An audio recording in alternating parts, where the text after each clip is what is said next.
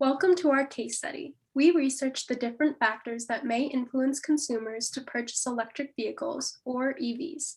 Many countries are making efforts towards a greener future, and part of that effort is replacing gas powered cars with electric vehicles. To encourage people to buy these environmentally friendly cars, some governments use incentives such as tax breaks and subsidies, or boost infrastructure as a way to incentivize consumers. Determining the most effective factors in increasing demand for electric vehicles would help countries pass legislation that promotes the prevalence of electric vehicles that reduce carbon emissions. This case study helps to determine if there is a relationship between EV demand and its incentive factors, a population's environmental attitudes, and/or median income. We hypothesize that electric vehicle demand will be positively correlated with incentives, aka countries with more incentives will have a higher EV demand. We decided to research purchase incentives, tax benefits, electric chargers, median income, and environmental attitudes as incentive factors in each country. Data on electric vehicle demand came from the WEF.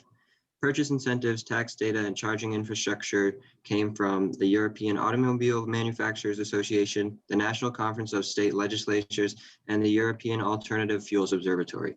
Environmental attitudes data came from Cardiff University, Pew Research Center, and the EU. And median incomes were required from the OECD. Once we collected the data, we graphed EV demand against these incentives to find correlations. Our first graph is the effect of purchase incentives on EV demand. Purchase incentives are discounts and subsidies given directly to the consumer for the purchase of an EV. Surprisingly, there was almost no correlation between EV demand and purchase incentives. This could be explained by a few things. Purchase incentives vary by EV type, and battery electric vehicles tend to be subsidized more than hybrids. This means the maximum incentive value is typically for a battery electric vehicle, whereas our data for EV demand included battery electric vehicles and plug-in hybrids. Since purchase incentives, as we measured them, did not have a clear relationship with EV demand, we decided to look for other economic factors that might incentivize a consumer to purchase an EV. For the median income graph, we converted each country's median disposable income to US dollars for comparison.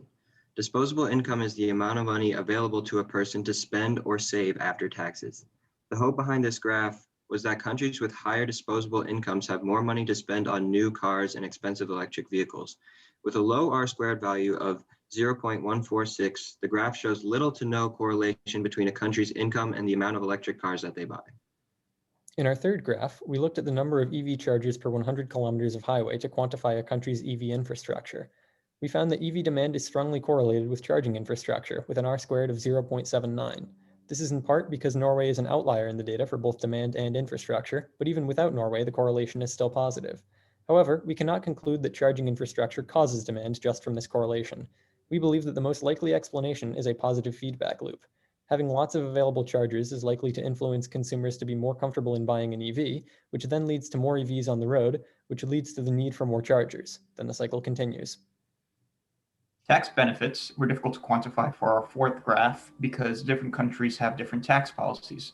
So we separated the countries into two relative categories: those with tax exemption represented in black, and those with some tax benefit represented in blue.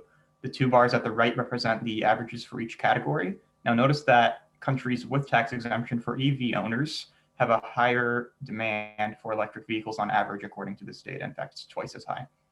For our final graph, we analyzed the relationship between electric vehicle demand and people's attitude toward action on climate change. The x-axis represents the percent of people who agree that more public support should be given to the transition to clean energies from a survey conducted by the European Commission.